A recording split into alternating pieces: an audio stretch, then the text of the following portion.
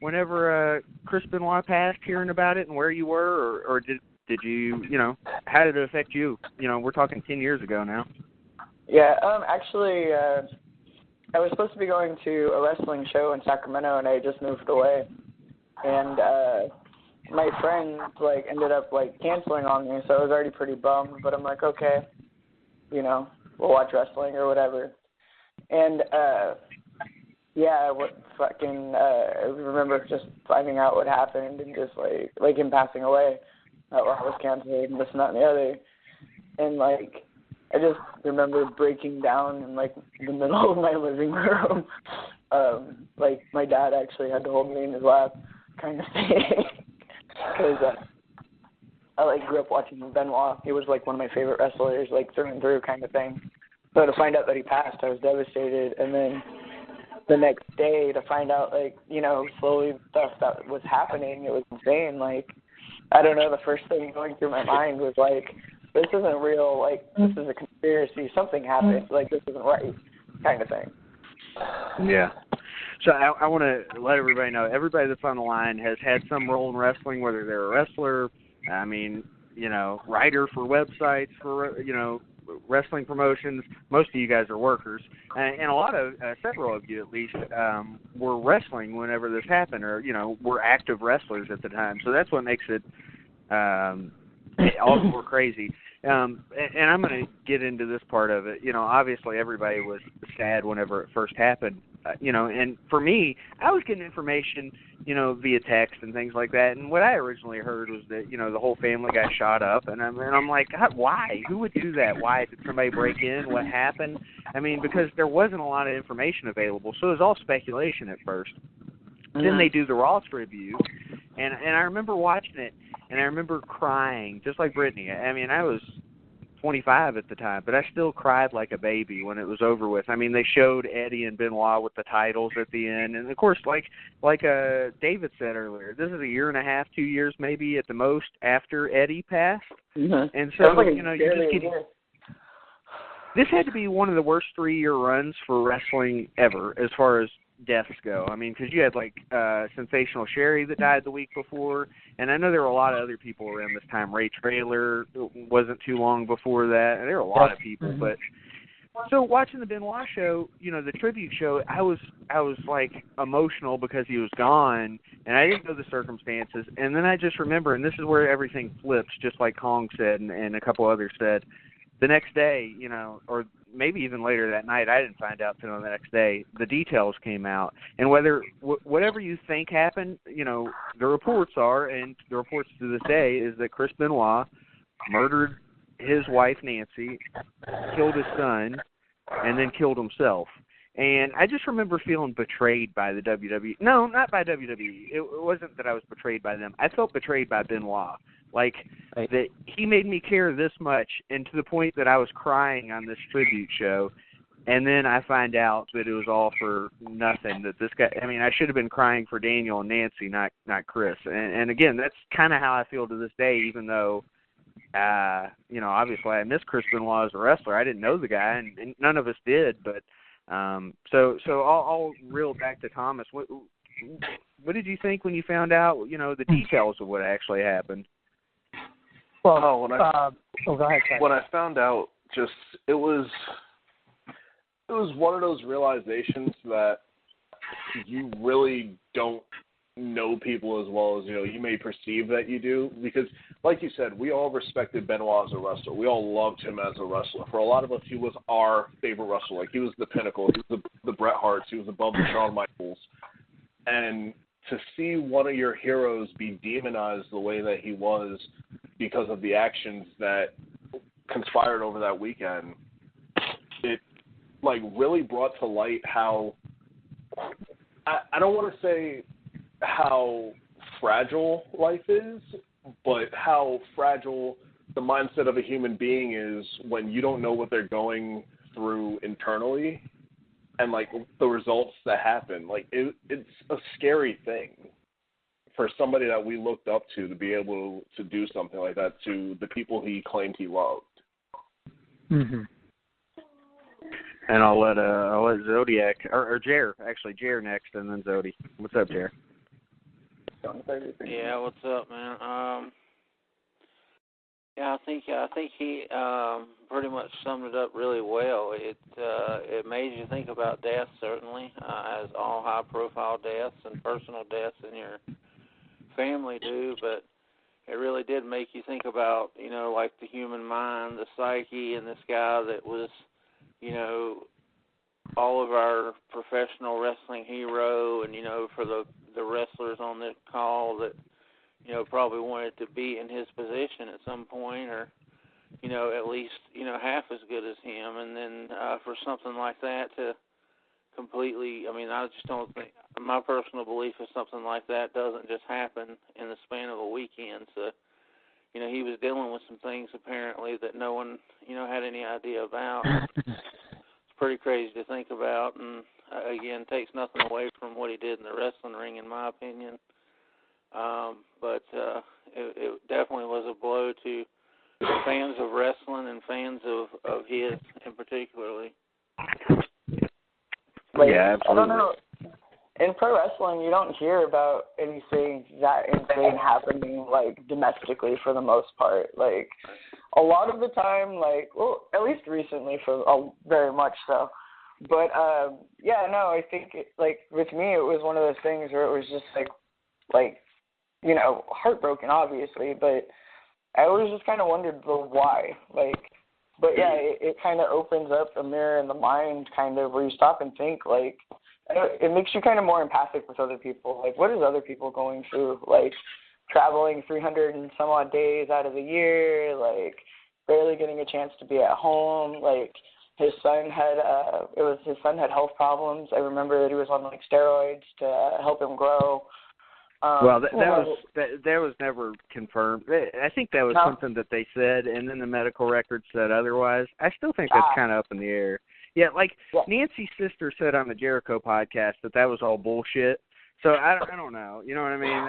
It sounds like it would be true based on the original reports, but then apparently everything changed. So who knows? But yeah, absolutely, there were. I mean, it's hard to know what's going on in somebody's life. Yeah, there's so many factors. It's somebody could be the epitome of calm, cool, and collected on the outside, but they could be literally a ticking time bomb. Hey, can we all agree that this was the worst thing that ever happened in wrestling, period? I mean, it almost killed the business. I mean, think about that. You guys a lot of you were in the business at the time. Did you kind of experience the changes as soon as they happened? I'll start with Kong there, and then we'll go to Zodiac next. Sorry, Zodi. Oh, you're fine, bud. Yeah, definitely. It changed it, but I'd say, it essentially changed it for the better, because you started hearing about how concussions were bad for you, and how things were going wrong as a result of having too many concussions. Yeah, people say he had demons and he had, the steroid abuse and this, that, and the other, but I firmly believe that based on the studies that were done in the NFL, with Junior Seau and some of the other old-time football vets that sustained many concussions and ended up taking their lives and the lives of other people, that it had something to do with that. But it made wrestling better for us, you know what I'm saying? Because you don't see the chair shots to the and you see more concern when people smoke their dome, as we like to say. And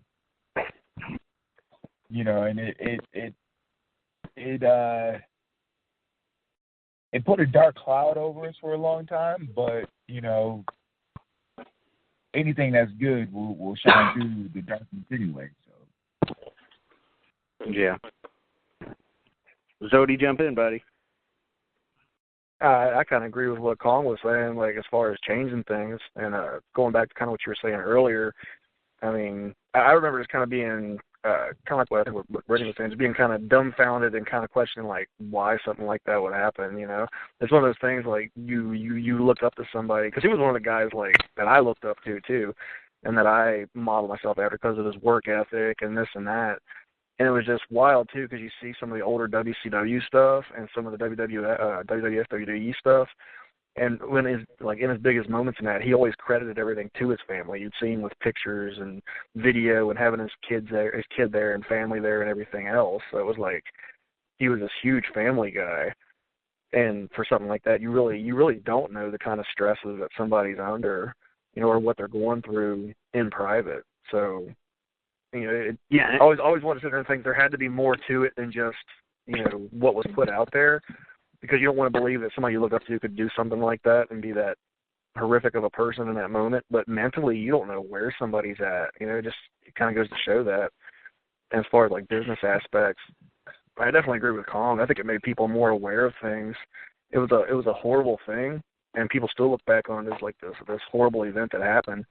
But it made people more aware that you got to take care of yourself a little better, and the effects of concussions and looking after your body and making sure that you're taking care of each other, and reward over risk and things like that, and longevity, because that stuff can mess with you mentally. The stress of being on the road and working through concussions and injuries and not seeing your family and all that.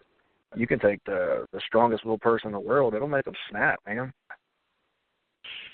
So, I guess here's the thing. Like, I feel like we're all, making good points as far as what led to what happened.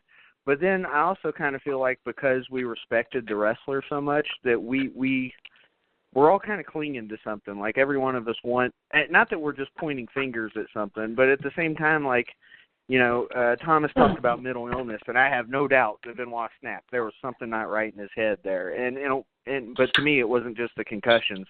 It wasn't, he may have had roid rage, but that certainly didn't cause, 2 murders and the suicide.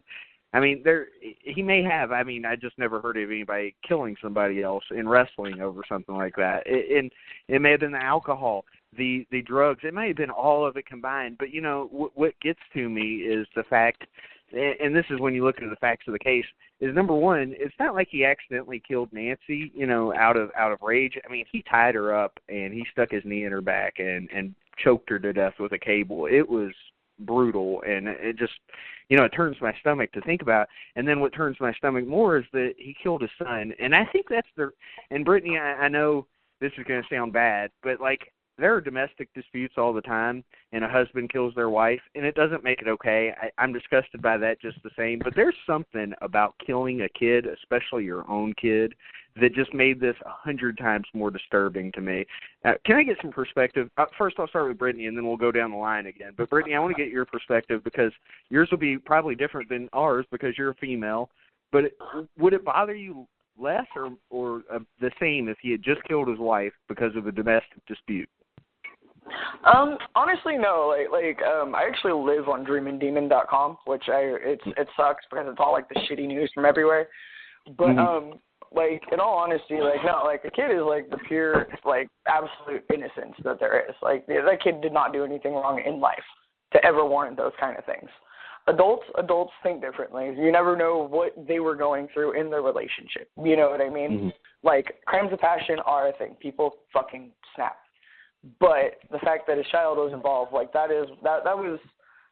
definitely the more not, I can't say the more hurtful piece, but that's the slightly more disturbing fact, and it was done after the fact. Yeah, they were in the house together for okay, if you were to believe the facts of the police, and they may have botched a few things, but I think at the end of the day they were pretty accurate in what happened. Who knows if I'm right? Who knows? But just guessing. He kills Nancy Friday night. He kills Daniel later on in the day, Saturday. And that, to me, is the disturbing thing, that they're in the house that long together after Nancy is dead. And there's a lot of questions about that, too. Where was Daniel Friday night? And I don't know the answer to these things. Mm-hmm. Was he there? Did he was in a different room and she was locked away and couldn't get to her? Mm-hmm. Did he even know that his mom was dead in the house?